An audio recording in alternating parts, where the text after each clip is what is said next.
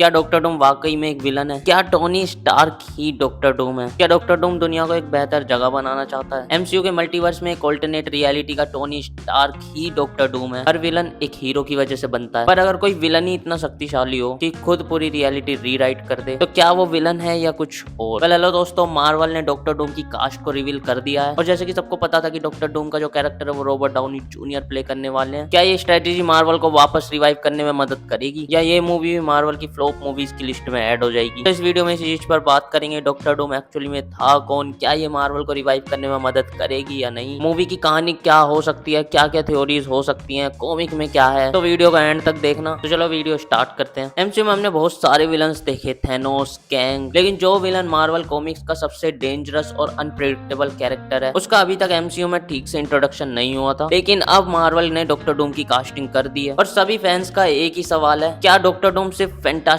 Four का villain होगा या फिर एमसीयू के लिए सबसे बड़ा थ्रेट होने वाला है? डॉक्टर डूम का आखिर ओरिजिन क्या है, उसकी पावर का सोर्स क्या है और एमसीयू में आने का उसका क्या मकसद है? सबसे पहले बात करते हैं डॉक्टर डूम के ओरिजिन की। और ये जितनी भी बातें हैं सारी कॉमिक्स में लिखी हुई हैं। कॉमिक्स में विक्टर वॉन डूम एक ब्रिलियंट साइंटिस्ट और एक सोर्सरर है। हाँ, एकदम सही सुना, डॉक्टर डूम के पास केवल साइंस ही नहीं, उसके पास जादू भी है। ये कॉम्बिनेशन उसको किसी भी मार्वल विलन से ज्यादा डेंजरस बनाता है। विक्टर का जन्म लैटवेरिया नाम के एक छोटे देश में होता है। उसकी माँ एक विच थी और उसके पिता एक हीलर। लेकिन डूम का जो बचपन था वो दुख और तकलीफों से भरा हुआ था। जब उसकी माँ एक पावरफुल डीमन मेफिस्टो से डील करती है और मर जाती है, तब उसका मिशन फिक्स हो जाता है, अपनी माँ की आत्मा को छुड़ाना और दुनिया पर राज करना। जब डूम बड़ा होता है तो उसके ब्रिलियंस को पहचाना जाता है और उसे एम्पायर स्टेट यूनिवर्सिटी में एडमिशन मिलता है और वहाँ उसकी मुलाकात रीड रिचर्ड से होती है। हाँ, वही रिचर्ड जो मिस्टर फैंटास्टिक बनने वाला है। पर डूम की सबसे बड़ी गलती ये होती है कि वो एक मशीन बनाता है जो अंडरवर्ल्ड के साथ कनेक्शन बना सके ताकि वो अपनी माँ की आत्मा को मेफिस्टो से छुड़ा सके। जब रीड रिचर्ड उसकी कैलकुलेशन में एक मिस्टेक देखता है और उसको वॉर्न करता है, लेकिन डूम उसकी बातों को इग्नोर कर देता है। मशीन एक्सप्लोड हो जाती है और डूम का चेहरा हमेशा के लिए जल जाता है। ये जो मोमेंट था ये डूम के अंदर हेटरेट को और रिवेंज को और भी ज्यादा फ्यूल करता है। वो लैटवेरिया वापस जाता है और वहाँ के रूलर को हराकर अपना लोहा मनवाता है और वहाँ का किंग बन जाता है। और तब डूम एक नया प्लान बनाता है, साइंस और मैजिक को मिक्स करके दुनिया पर राज करने का। अब तुम्हारे मन में एक सवाल आ रहा होगा, क्या उसकी पावर थैनोस से भी ज्यादा थी? अगर तुम सोच रहे हो कि डॉक्टर डूम केवल एक साइंटिस्ट था तो तुम गलत हो। कॉमिक्स में डूम के पास ऐसी पावर्स हैं जो उसे पूरे मार्वल का एक सबसे बड़ा विलन बना सकती हैं। Super intelligence, doctor Doom Tony Stark से भी ज्यादा पावरफुल है।